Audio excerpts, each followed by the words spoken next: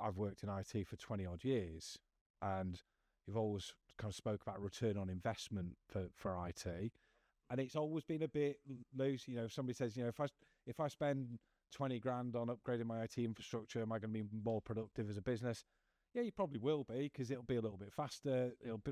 But it's not really tangible. If there's a process that you do in a business, and I kind of phrase it, that you can describe it to somebody, that this is what you do, this is how you do it, this is what should happen, and these should be the outcomes or the output of that particular process. I think in virtually every scenario, we're now able to create an automation with AI bolted into that to streamline those processes. This is what we're now seeing, is using these tools.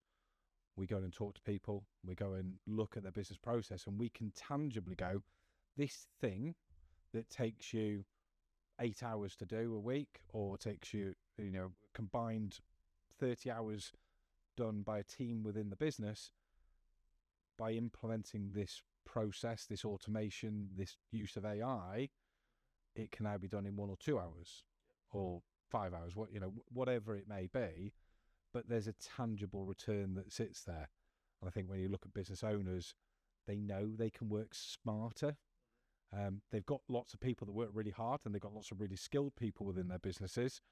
But we want them working smarter. We don't want them doing that admin stuff. We don't want them doing that process-oriented stuff. We want them using their skills that will ultimately deliver to the bottom line. I gave them an example. I said, you've got graphic designers on your team.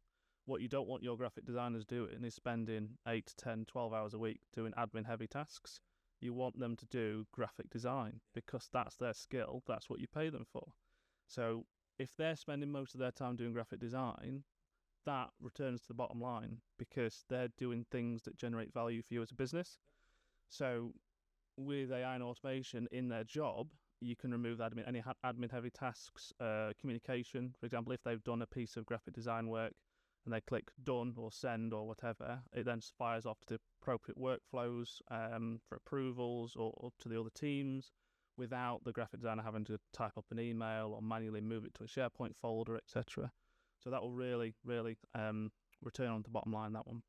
And the thing is, in that scenario, what you're talking about is they can now get more work through that department. So they can bring on more customers, and they haven't got to recruit more people. Exactly. Yeah. So whilst we talk about the efficiency aspect of it, the biggest overhead for virtually every single business is recruitment costs and overhead of wages and everything else that sits there. So, it's a really good example of actually we're driving the efficiency that sits there, but ultimately we're using that skill to deliver that output to their customers, and we can get more of it through the sausage machine. Yeah.